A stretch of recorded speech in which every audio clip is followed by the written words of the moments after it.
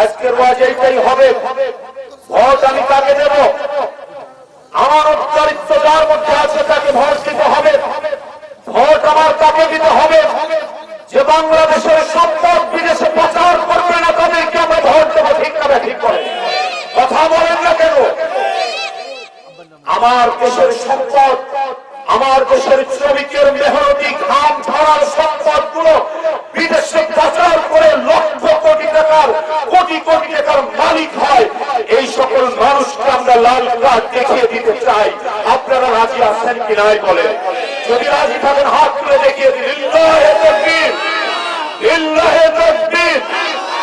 এদেরকে আমরা লাল কার্ড দেখিয়ে দিতে চাই। কোন চাঁদাবাজ, কোন দুর্নীতিবাজ, কোন সন্ত্রাস, কোন মাদকের আক্রান্ত এদেশের জমিনে আর কোনদিনও হবে না। ছাত্র সমাজ দেখিয়ে দিয়েছে, যুব সমাজ দেখিয়ে দিয়েছে how to fight against world crime of evil activities. অন্যায়ের বিরুদ্ধে কিভাবে খুব পেতে দিতে হয় উসমান হাদি দেখিয়ে দিয়েছে। ঠিক না ব্যাপারই বলে আল্লাহ রাব্বুল আলামিন কোরআনে বলেছে, ইয়া আইয়ুহাল্লাযীনা আমানু কুতিবা আলাইকুমুল কিসাস। হে ঈমানদারেরা, তোমরা যারা ঈমানদার, ঈমানের দাবি করো, তোমাদের উপর কিসাস ফরজ করা হয়েছে। পৃথিবীতে কোনো খুনির বেঁচে থাকার অধিকার নাই। যে খুন করবে কোরআনের আইনে তাকে দুনিয়া থেকে বিদায় করার যে সিদ্ধান্ত দিয়েছেন তিনি কে? তিনি কে? আল্লাহ রাব্বুল আলামিন বিধান দিলেন, কোরআন যে খুনি, খুনির পৃথিবীতে বেঁচে থাকার অধিকার যিনি দেয় নাই তিনি কে? এই বিধানের উপরে যারা বাংলাদেশের কিছু সুশীল সমাজ, বাংলাদেশের কিছু শিক্ষিত নামের কলঙ্ক যারা টকশোতে বসে বসে এই সকল আইনগুলোকে মধ্যযুগীয়, কোরআনের আইনগুলোকে মধ্যযুগীয় বর্বর আইন বলে, এদের এত বড় সাহস। এটা শাহজালালের বাংলাদেশ, এটা শাহপুরানের বাংলাদেশ, এটা হচ্ছে শাহ মাকসুমের বাংলাদেশ। এই বাংলাদেশের জমিনে একটা কোরআন বিরোধী এজেন্ডা বাস্তবায়িত হতে দেওয়া যাবে না, যাবে না, যাবে না। ঠিক না ঠিক করে একটা কোরআন বিরোধী এজেন্ডা বাস্তবায়িত হতে দেওয়া যাবে না। এরশাদ শিকদারের কথা আপনাদের মনে আছে? এরশাদ শিকদার খুন করেছিল 60টি। বলেন কোরআনের বিধানের যুক্তিকতা, সার্থকতা আমি করে বলছি। শিক্ষিত মানুষ পাশে বসে আছে, উচ্চ শিক্ষিত মানুষ ভাই। এরশাদ শিকদার 60টি খুনের জন্য তাকে যখন অভিযুক্ত করা হলো, কয়টা খুনের জন্য কথা বলেন না? জবান কি বন্ধ হয়ে গেছে? ভয় পাচ্ছেন? কয়টা খুনের জন্য তাকে অভিযুক্ত করা হয়েছে? আচ্ছা বলেন তো, কোরআনের বিধান অনুযায়ী কেউ যদি একটা খুন করে তাকে দুনিয়া থেকে বিদায় করে দাও। এরশাদ শিকদার যখন প্রথম খুন করেছিল, তাকে যদি কোরআনের বিধান অনুযায়ী তাকে যদি দুনিয়া থেকে বিদায় করা হতো, কোন 60টি জীবন বাঁচানো কি সম্ভব হতো না? আর ওই 60টি খুন করতে পারত। এটাই হচ্ছে this is the rules of Quran, this is the constitution of Quran. এটার নামই হচ্ছে কোরআনের সিদ্ধান্ত। আমরা যদিও বাহ্যিক দৃষ্টিতে দেখি কোরআনের সিদ্ধান্তটা, আমাদের কাছে মনে হচ্ছে যে মানুষকে কেন ফাঁসির মঞ্চে জোড়ানো হলো, মানুষকে কেন খুনের পরিবর্তে খুন করা হলো, ওই 59টি জীবনকে বাঁচানোর জন্য খুন করা হয়েছে। কিসাসের মধ্যে জীবনের বিধান রয়েছে। এই জন্য একটা খুনির যদি দৃষ্টান্তমূলক শাস্তি হয়, ওই খুনিগুলো সবগুলো চলে যাবে ইঁদুরের গর্ভে। ঠিক না ঠিক? কথা বলবেন না আপনারা? ভুল বললাম? সব খুনি ইঁদুরের গর্ভে চলে যাবে। আগামীর বাংলাদেশ হবে কোরআনের বাংলাদেশ, আগামীর বাংলাদেশ হবে ইসলামের বাংলাদেশ, আগামীর বাংলাদেশ হবে ন্যায়ের পক্ষের বাংলাদেশ, আগামীর বাংলাদেশ হবে সত্যের পক্ষের বাংলাদেশ, আগামীর বাংলাদেশ হবে ইসলামী সিপাহসালার বাংলাদেশ। কথা বলেন না? তোমার কি বন্ধ হয়ে গেল? আগামীর বাংলাদেশ কোরআনের বাংলাদেশে আমরা আমাদের সামনে যে সম্ভাবনা তৈরি হয়েছে, আমরা একটা ইনসাফপূর্ণ ন্যায় বিচার, we would like to establish justice in our country, আমাদের দেশে আমরা ইনসাফকে কায়েম করতে চাই। আমি একটা ইনফরমেশন দেই, বাংলাদেশের সাবেক পতিত ফ্যাসিস্টের যে মন্ত্রী ল্যান্ড মিনিস্টার ছিলেন সাইফুজ্জামান, তার বাড়ি তার লন্ডনে, যুক্তরাজ্য যেটা UK, United states, United kingdom, তাই না? ইউনাইটেড কিংডমে তার 350টা বাড়ি আছে। কয়টা বাড়ি? এদেশের আপনার আমার মতো শ্রমিকের টাকা দিয়ে বিদেশে 350 বাড়ি করেছে। আমি ইনফরমেশন ছাড়া, লেখাপড়া ছাড়া শোনা কথা আমি বলি না। এবং সে কুমিরের চামড়ার জুতা পরত, যার এক জোড়া জুতার দাম লক্ষ টাকার। এই যে বাংলাদেশের টাকাগুলো পাচার হবে, আপনার সন্তানকে মালয়েশিয়ায় পাঠাতে হবে না, আপনার সন্তানকে বিদেশে পাঠাতে হবে না। বাংলাদেশের সম্পদের অভাব নাই, এত সম্পদ আল্লাহ রাব্বুল আলামিন এই জমিনে ভরে দিয়েছেন।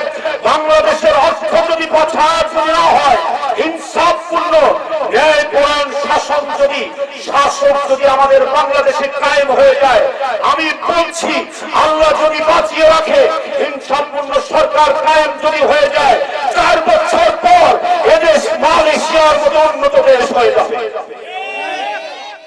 ভুল বললাম ভাই? এদেশের টাকা যদি পাচার না হয়, এদেশ মালয়েশিয়া হতে সময় লাগবে না। মালয়েশিয়া একটা বিপ্লবীকার ছিল। মালয়েশিয়ার উন্নয়নের রূপকার ডক্টর মাহাথির মালয়েশিয়াকে পরিবর্তন করে ফেলেছে। এদেশকে পরিবর্তন করার জন্য দুর্নীতিবাজ যারা, সন্ত্রাস, চাঁদাবাজ যারা, লুটপাটের সঙ্গে জড়িত, আমি কারো নাম বলেছি, লুটপাটের সঙ্গে যারা জড়িত, এদেরকে আমরা লাল কার্ড দেখিয়ে দেবো। ঠিক না ব্যাঠিক করে? এই শপথ আমরা ব্যক্ত করতে পারি কি পারি না বলেন? এই শপথ কি ব্যক্ত করতে পারি কি পারি না? কারা কারা পারেন হাত তুলে একটু দেখিয়ে দেন। লিল্লাহি তাকবীর, লিল্লাহি তাকবীর। আল কোরআনের আলো, আল কোরআনের আলো, আল কোরআনের আলো। এদেশে অভাব থাকবে না, ইনসাফপূর্ণ বন্টনের অভাবে দেশের মানুষ বড় অসহায়। এমন একজন শাসক চাই, বিশ্বনবী মুহাম্মদ রাসূলুল্লাহ সাল্লাল্লাহু আলাইহি ওয়াসাল্লামের নাম ছিলেন ফাতিমা। ফাতিমার নামে নাম। একটা মেয়ে যখন চুরি করলো, ওই মেয়েটার নাম ফাতিমা ছিল। বনি মাকজুম গোত্রের ওই মেয়ে যখন চুরি করলো, চুরি করার পর বিশ্বনবীর কানে কানে এসে বলা হলো, ইয়া রাসূলুল্লাহ, ইয়া হাবিবাল্লাহ, বনি মাকজুম বংশ বড় বংশ, এই বংশ বড়, এই বংশের নাম বেশি। আপনি যদি বিচারটা একটু শিথিল করেন তাহলে ভালো হয়ে যাবে। আল্লাহর নবী আমার সাহাবীদেরকে ডাক দিলেন, ও সাহাবীরা শুনে রাখো, বনি মাকজুম গোত্রের এই মেয়ে না, আমি বলে রাখলাম আমার মেয়ে ফাতিমা যদি চুরি করে, আমি নবী নিজে তার হাতটা কেটে দিতাম। শুধু আমার মেয়ের নামে নাম, এই জন্য না, আমার মেয়ে ফাতিমা চুরি করলে তার হাতটা কেটে দিতাম আমি মুহাম্মদ রাসূলুল্লাহ। I have come to establish justice in the world. আমি পৃথিবীতে এসেছি ইনসাফ কায়েম করার জন্য, আমি বিভাজনকে দূর করার জন্য এই পৃথিবীতে আমি আগমন করেছি। চিৎকার দিয়ে বলুন সুবহানাল্লাহ। বদরের যুদ্ধের ময়দানে উটের অভাব, একটা উটে চললেন হযরত আলী রাদিয়াল্লাহু তাআলা, একটা উটে চললেন আবু লুলু, একই উটে হযরত মুহাম্মদ রাসূলুল্লাহ সাল্লাল্লাহু আলাইহি ওয়াসাল্লাম। তিনজন যাবে, রাস্তা দীর্ঘ। হযরত মুহাম্মদ রাসূলুল্লাহ সাল্লাল্লাহু আলাইহি ওয়াসাল্লাম বললেন, তিনজন একসাথে উঠা যাবে না, তোমরা দুইজন উঠে চড়বে, আমি টানবো, আবার আমি চড়বো, আরেকজন টানবে, এইরকম বাই রোটেশন টানাটানি হবে। সাহাবীরা বলল, ইয়া রাসূলুল্লাহ, ইয়া হাবিবাল্লাহ, আপনি উটের পিঠে থেকে নিচে নামবেন, এটা বেমানান দেখা যায়। রাসূল সাল্লাল্লাহু আলাইহি ওয়াসাল্লাম বলল, আমি যদি ইনসাফ কায়েম না করতে পারি, পৃথিবীতে কে ইনসাফ কায়েম করবে? আমি উটের লাগাম ধরে ধরে টানবো, রাস্তাকে তিন ভাগ করে দিলাম, এক ভাগ আমি টানবো, এক ভাগ হযরত আলী রাদিয়াল্লাহু তাআলা আনহু টানবে, আরেক ভাগ আবু লুলু টানবে। এইভাবে ইনসাফ কায়েম করার জন্য আমি পৃথিবীতে এসেছি। চিৎকার দিয়ে বলুন সুবহানাল্লাহ। এরকম ইনসাফ আমরা চাই কি চাই না? আমরা এরকম সমাজ চাই যে সমাজে চাকরির যোগ্যতা যার সে চাকরি পাবে। আমরা এরকম সমাজ চাই রিক্সা চালকের ছেলে যদি ডিসি হওয়ার যোগ্য হয়, রিক্সা চালকের ছেলে ডিসি হবে। মন্ত্রীর ছেলে যদি কোনো চাকরির যোগ্যতা না থাকে, মন্ত্রীর ছেলেও চাকরি পাবে না। আমরা এরকম সমাজ চাই কি চাই না? কথা বলেন, চাই কি চাই না? যোগ্যতার ভিত্তিতে, মেধার ভিত্তিতে সমাজ গঠন করতে হবে। হবে কি হবে? এরকম সমাজ আপনারা চান? রিক্সা চালকের ছেলে ডিসি হয়ে যায়, একজন পিয়নের ছেলে এসপি হয়ে যায়, একজন শ্রমিকের ছেলে পররাষ্ট্র ক্যাডার হয়ে যায়। এটা আমাদের স্বপ্ন। কোথাও দুর্নীতি, কোথাও লুটপাট, কোথাও সচক্ষি, সব কিছুকে কবর দিতে হবে। হবে কি হবে না? আমরা মুসলমান, আমাদের মধ্যে দুর্নীতি যদি এত থাকে, তাহলে আমরা কাল কিয়ামতের ময়দানে আল্লাহর কাছে মুখ দেখাবো। তাকে ধরে ভাঙুরাতে, আমি ভাঙুরাতে থাকি, কিছুদিন আগে ধরে এক চোরকে, 3 চোরকে ধরে একবারে। আমি বলি এই চোরদের বিরুদ্ধে যেমন অ্যাকশন নেওয়া হয়, যারা কলমের খোঁজাতে লক্ষ লক্ষ কোটি কোটি টাকা চুরি করে, এই চোরগুলোর বিরুদ্ধে যদি এইরকম অ্যাকশন যদি নেওয়া হতো, আমার মনে হয় সব চোরগুলো দেশ থেকে পলায়ন। কিন্তু আমরা আপাতি চোরদেরকে ধরি, কিন্তু বড় বড় রামচোর যেগুলো আছে ওদেরকে আমরা ধরি না। আর এদেশে দুর্নীতি হতে দেওয়া যাবে না, এদেশে স্বজনপ্রীতি হতে দেওয়া যাবে না, এদেশে ন্যায় পূর্ণ ইনসাফ পূর্ণ সমাজ আমরা চাই কি চাই না?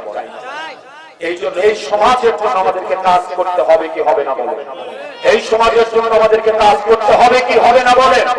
এই সমাজের জন্য আমাদের যদি জীবনের সব তাজা রক্তটুকু যদি ঢেলে দিতে হয়, তবুও তাজা রক্ত সবগুলো ঢেলে দিয়ে রাজপথকে বিচ্ছিন্ন করে দিয়ে হলেও এইরকম সমাজ আমরা গঠন করতে চাই। চান কি চান না বলেন? যে জমিনে রক্ত পড়ে, যে জমিতে সার পড়ে, সেই জমি উর্বর হয়ে যায়। যে জমিনে রক্ত পড়ে, সেই জমিন আল্লাহ দ্বীন কায়েমের জন্য সেই জমিনকে উর্বর করে দেয়। সার পড়লে জমিন উর্বর হয় না?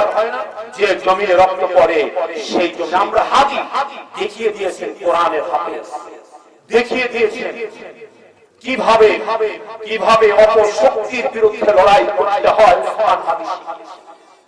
কোরআনের হাফেজ, তিনি মাথা নত করেননি। যারা জুলাই যোদ্ধা ছিল, জুলাই ফাইটার ছিল, অনেকেই তাদের মূল চেতনা থেকে দূরে সরে গেছে। অনেকেই অনেকেই মূল চেতনা থেকে দূরে সরে অনেকেই তাদের পকেটকে ভারী করার চেষ্টা করেছে স্বার্থের জন্য। কিন্তু উসমান হাদি বলেছিল, আমার জীবনের এক বিন্দু রক্ত থাকা পর্যন্ত আমি কখনো কোন আধিপত্যবাদ, কোন সাম্রাজ্যবাদের কাছে, কোন শক্তির কাছে মাথা নত করতে পারবো না। মাথা নত করতে আমি পারবো না। আমি হাফেজে কোরআন, আমার বুকে আছে কোরআন। দুনিয়া থেকে বিদায় নিয়েছে বীর পুরুষের মতো, ঠিক না ঠিক? উসমান হাদি দুনিয়া থেকে বিদায় নিয়েছে বীর পুরুষের মতো। এইরকম লক্ষ লক্ষ হাদি, লক্ষ লক্ষ উসমান হাদি যদি আমাদের সমাজে যদি গড়ে তুলতে পারি, এই সমাজ থেকে সকল অনাচার, সকল দুর্নীতি, সকল লুটপাট, ধ্বংসাবাদী, সব ধরনের খারাপ কাজ দূর করা আমাদের পক্ষে সম্ভব হবে। হবে কি হবে? এই জন্য এই সমাজ আমরা চাই কি চাই না? এই সমাজ আমরা চাই। এই জন্য আমাদেরকে শপথ নিতে হবে, আগামীর বাংলাদেশ আপনাদের হাতে। বলেন, আগামীর বাংলাদেশ আমাদের হাতে। আগামীর বাংলাদেশ কার হাতে?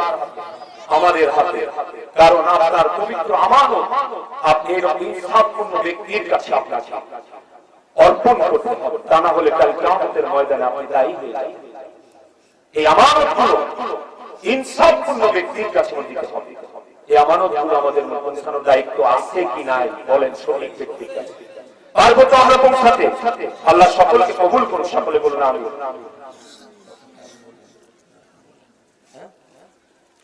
তাহলে যে কথা বলতেছিলাম, ভরসা হবে কার উপর? ভরসা হবে কার উপর? তাহলে মুসা আলাইহিস সালামের কথা তো শুনছেন।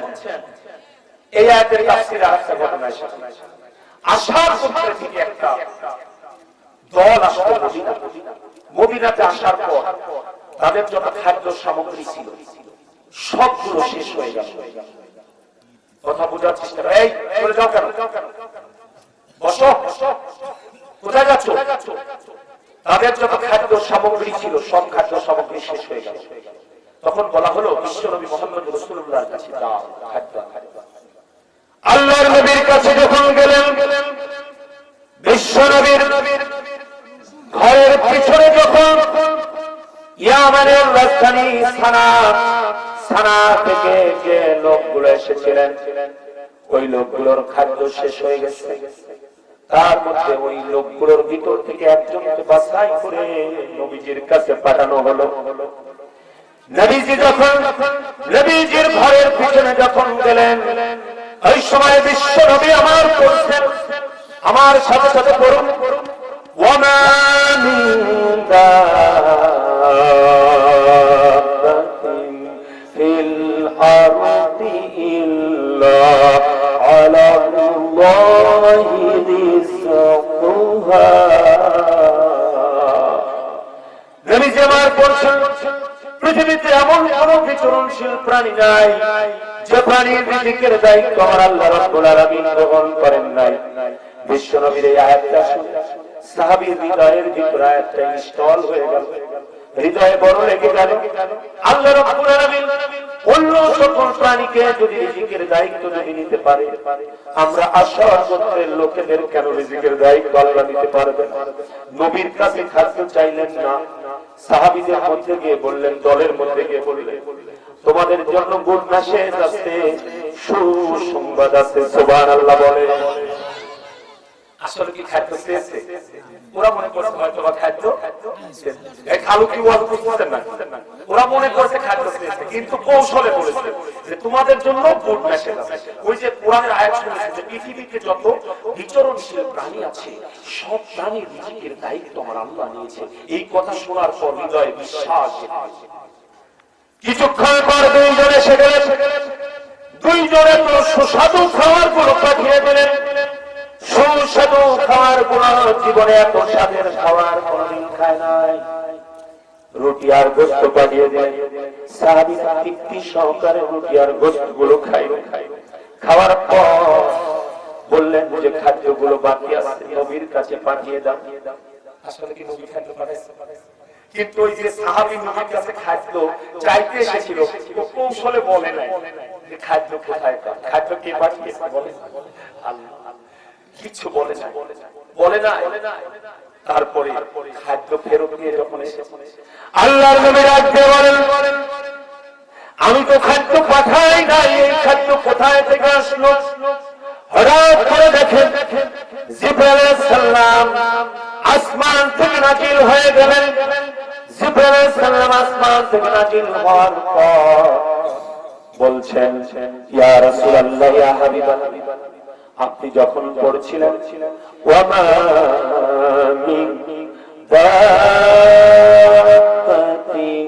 ফিল আরদি ইল্লা আলাল্লাহি রিজকুহা, আপনার মধুর কণ্ঠের এই কোরআনের আয়াত শোনার পর সাহাবীর হৃদয়ে এত বিশ্বাস বেঁধে গিয়েছে, আপনার কাছে খাদ্য চায় নাই, আমার আল্লাহ রাব্বুল আলামিন খুশি হয়ে জান্নাত থেকে তাদের জন্য রুটি আর গোশত গুলো পাঠিয়ে দিয়েছেন।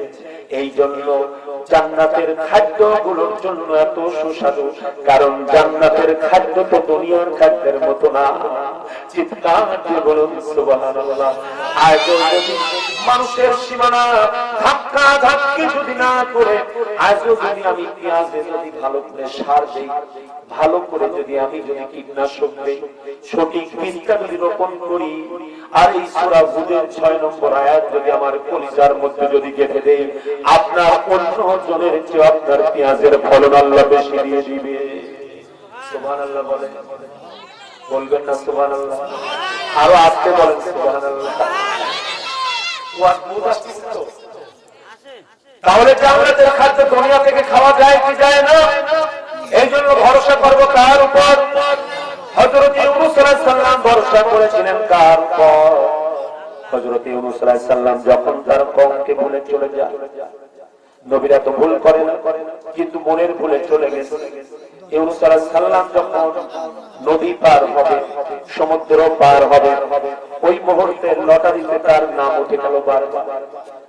তখন ইউনূস আলাইহিস সালামের চেহারা দেখে বলে, এই ব্যক্তি এত খারাপ হতে পারে? ওই সময় তাকে ফেলে দেওয়া হলো। তাকে যখন ফেলে দেওয়া হলো, ইউনূস আলাইহিস সালামকে যখন ফেলে দেওয়া হলো, একটা মাছ তাকে গিলে ফেললো। কি গিলে ফেললো?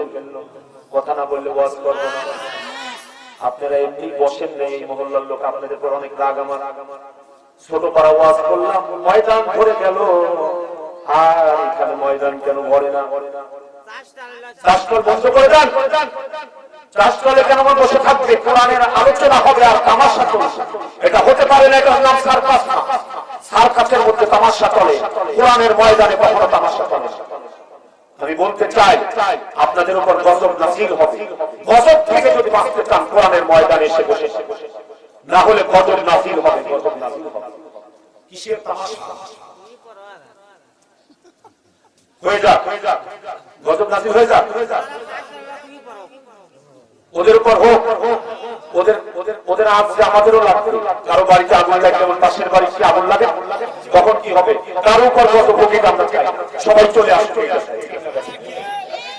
আমরা কি এটা চাই? কারো উপর গজব হোক, এটা চাই আমরা। আমি আপনাদেরকে অনুরোধ করবো, আপনাদের পায়ে হাত, পাটা দেন, আমি ধর, তবু আপনারা ওয়াজের ভিতরে এসে বসে। আমি গ্রামের ছিলাম, আল্লাহ রহমতে আপনাদের যেখানেই যান মানুষ বসে পড়ে, সকলে ওয়াজ শুনে। আপনারা কেন বসবেন? ও গ্রামের লোকে গ্রাম ভাত পায় না, তাই না? এটা হয়েছে মামা, গ্রামের লোকে গ্রাম ভাত পায় না। ভাইজানকে আর একটু পর সময় দেবো, ভাইজানকে একটু ওয়াজ শোনাচ্ছি। খুব মহব্বতের ভাই। যাই হোক, ইউনূস আলাইহিস সালামকে মাছ গিলে ফেললেন। কি গিলে ফেললেন? কথা বলতে হবে, কি গিললেন? মাছ গিললেন। মাছ যখন হযরত ইউনূস আলাইহিস সালামকে গিললেন, মাছ যখন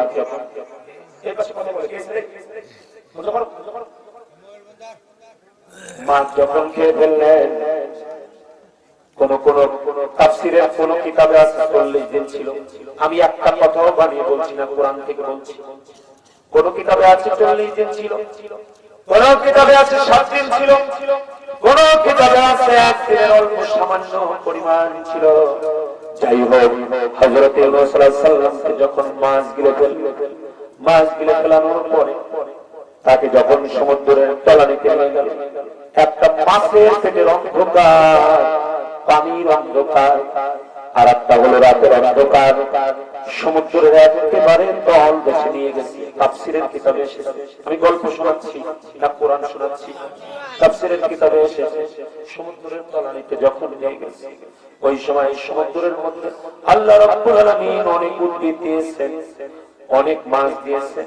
ওই উদ্ভিদ গুলো আল্লাহর জিকির করেছেন, সুবহানাল্লাহ ওয়ালহামদুলিল্লাহ ওয়া লা ইলাহা ইল্লাল্লাহ আল্লাহু আকবার। সকলে বলুন সুবহানাল্লাহ ওয়ালহামদুলিল্লাহ ওয়া লা ইলাহা ইল্লাল্লাহ আল্লাহু আকবার। এই জিকির গুলো কারা করে বলেন? এই জিকির গুলো মাছ করছে। পৃথিবীর বুকে যত গাছ আছে তার চেয়ে বেশি গাছ আল্লাহ সমুদ্রের তলদেশে রেখে দিয়েছেন। ওই গাছগুলো যখন জিকির করছে, হযরত ইউনূস আলাইহিস সালাম বললেন, আল্লাহ, আমি প্রথমে ভেবেছিলাম এই মাছের পেটের মধ্যে আমাকে কে বাঁচাবে, কিন্তু আমি বুঝে গেলাম এই যে আল্লাহ তাআলা উপরে বাঁচাতে পারে, সেই আল্লাহ মাছের পেটের মধ্যে বাঁচাতে পারে। ওই সময় জবান দিয়ে বের হয়ে গেলেন। আমার সাথে সাথে করুন, একটু হৃদয় দিয়ে করুন, লা ইলাহা ইল্লা আনতা সুবহানাকা ইন্নী কুনতু মিনাস সালিমিন। আল্লাহ, আমি বুঝে গেলাম আসমানে যে আল্লাহ বাঁচাইতে পারে, জমিনেও সে আল্লাহ বাঁচাইতে পারে, মাছের পেটেও সে আল্লাহ বাঁচাইতে পারে। বাবাজিরা আমার, ভাইরা আমার, একটু মনোযোগ দিয়ে শুনবেন কথাটা।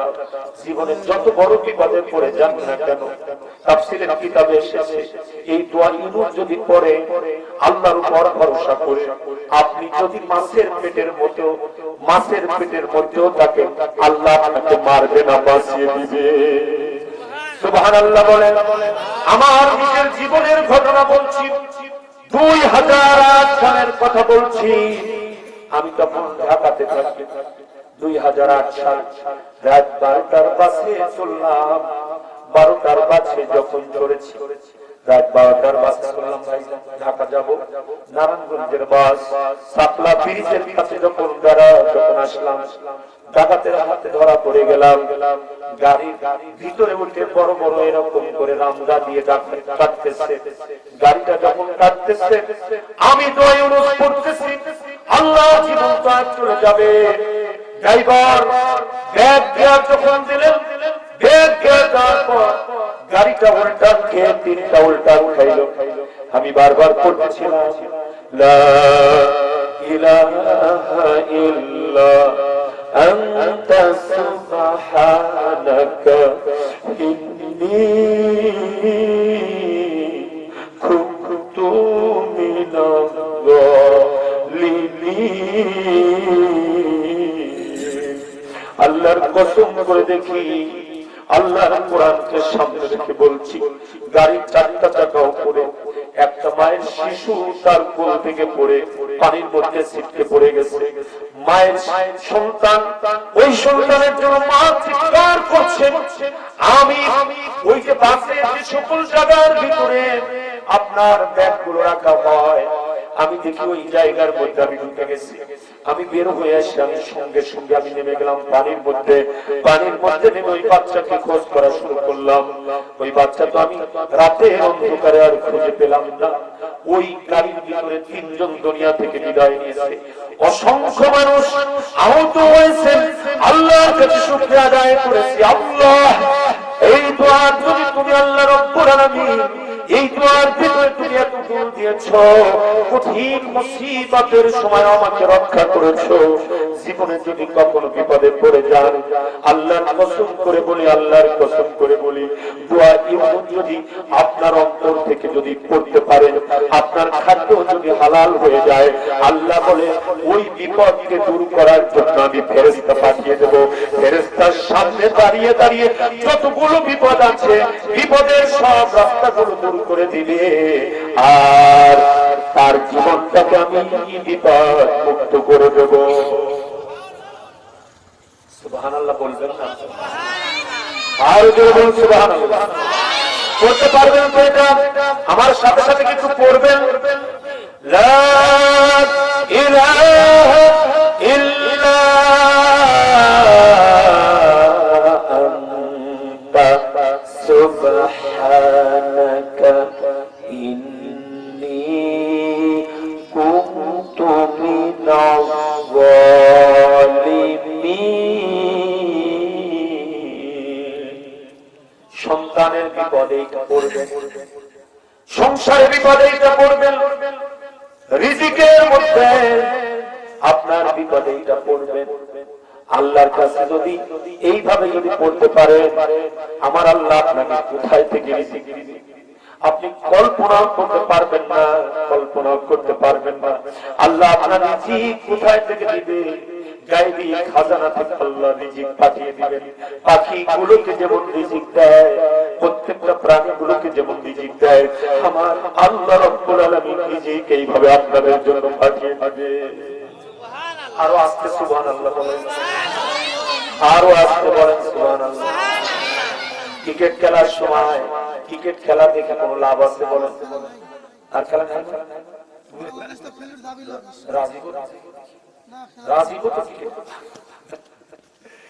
আচ্ছা ক্রিকেট খেলা দেখা আমি এখন বর্তমান সময়ে ফুটবল ক্রিকেট কি আমি জায়েজ করে দিলাম। কেন দিলাম জানেন?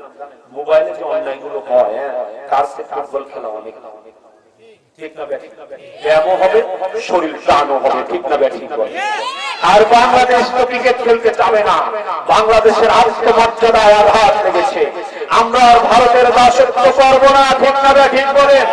আমাদের ভারতের আধিপত্যবাদের বিরুদ্ধে আমাদের রুখে দাঁড়াতে হবে, ঠিক না ব্যাঠিক বলেন। আমরা ভারতের গোলাম না, আমরা আরশের গোলাম। বলেন, আমরা ভারতের গোলাম না আরশের গোলাম? আমরা আরশের গোলাম, আমরা আরশের মালিকের গোলাম, ঠিক না ব্যাঠিক বলেন। আরশের মালিকের গোলাম আমরা, আমরা ভারতের গোলাম। আমাদের পেঁয়াজ বিঘা পাবনা জেলায় পেঁয়াজ উৎপাদনে কয় নম্বরে আছে? বলো বলো। পাবনা জেলায় পেঁয়াজ উৎপাদনে 1 নম্বর।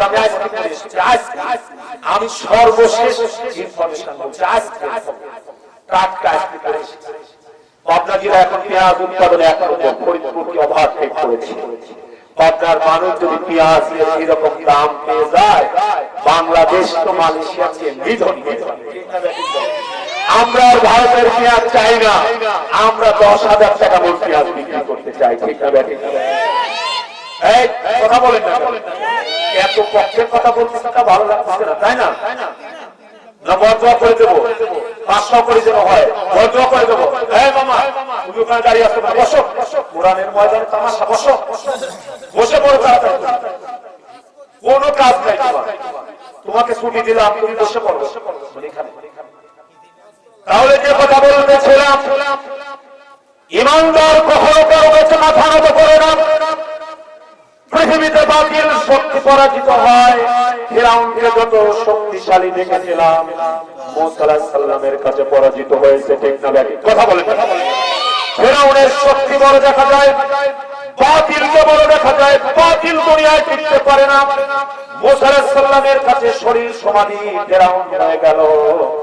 নমরুদের শক্তি অনেক বেশি দেখা গিয়েছিল, নমরুদের শক্তি অনেক বেশি দেখা গিয়েছিল।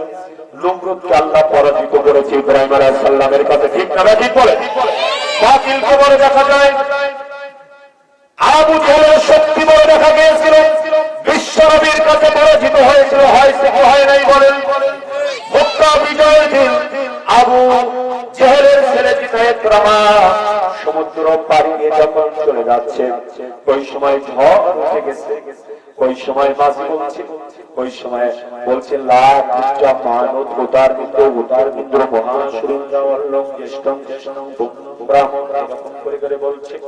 মাঝি বলছে ওই ব্রাহ্মণ বলে কাজ হবে না।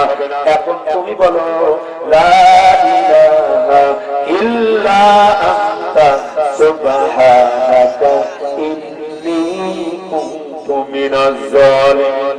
ইকরামা, আবু জাহেলের ছেলের নাম হলো ইকরামা।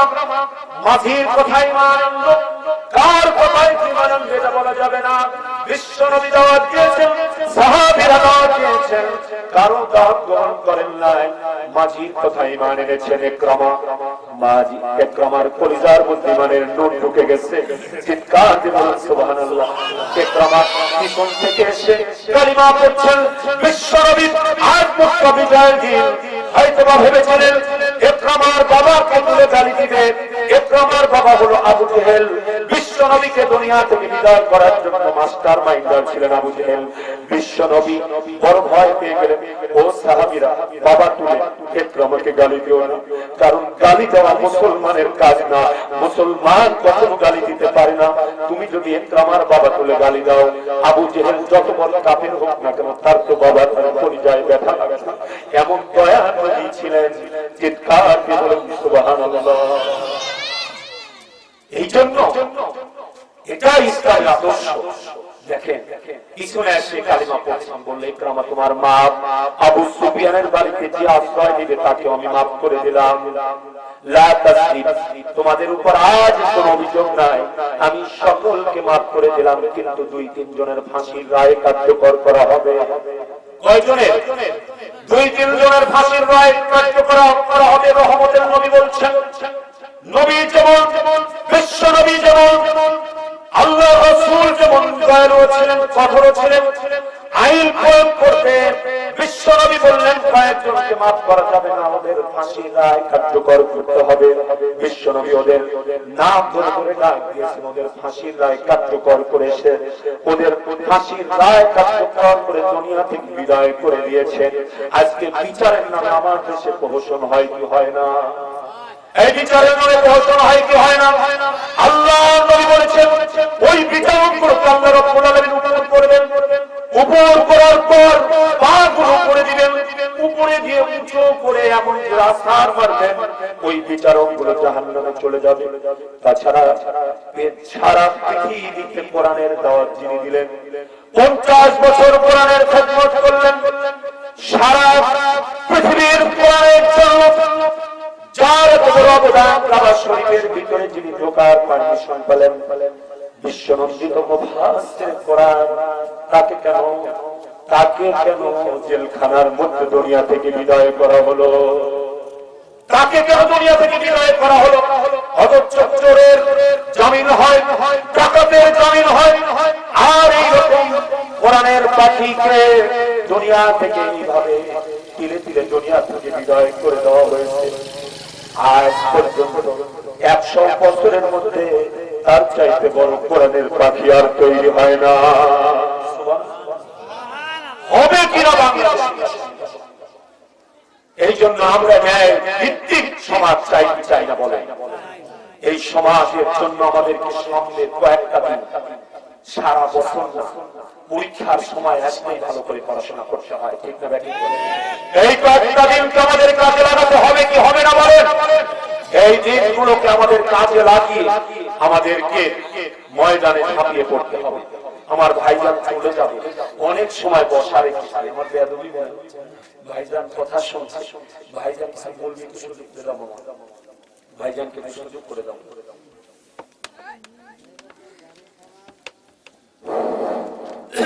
আলহামদুলিল্লাহ, এখন আল্লাহ বলে আমি আসমান আর জমিনের মালিক। কথা বলে এটি সেটি কোরআনের ময়দানে আমি আসমান আর জমিনের সার্বভৌমত্বের মালিককে। কথা বলেন আসমানের মালিককে, জমিনের মালিককে। আইন চলবে কার? বিধান চলবে কার? এই জন্য সিদ্ধান্ত নিতে হবে আমাদেরকে। সুচিন্তিত মাইকের আওয়াজ যত দূর যাচ্ছে এবং এই যে ইন্টারনেটের মাধ্যমে যত দূর পর্যন্ত আওয়াজ পৌঁছে যাবে, আগামী দিনের ডিসি কারা হয়? কথা বলেন। বিশ্ববিদ্যালয়ের স্টুডেন্ট গুলো ডিসি হয়, বিশ্ববিদ্যালয়ের ইউনিভার্সিটির স্টুডেন্ট গুলো এসপি হবে। কথা বলেন না কেন? না আপনি বলেন মাঠে কাজ করা হবে। এই কথা বলো না কেন? মাঠে যে কাজ করে সে এসপি হবে। বিশ্ববিদ্যালয়ের স্টুডেন্ট গুলো এসপি হবে, বিশ্ববিদ্যালয়ের স্টুডেন্ট গুলো জজ হবে। এই জজ গুলোকে দিকে রায় দিয়েছেন, ওই রায় গুলোর দিকে খেয়াল রেখে যারা শিক্ষিত মানুষ, আমার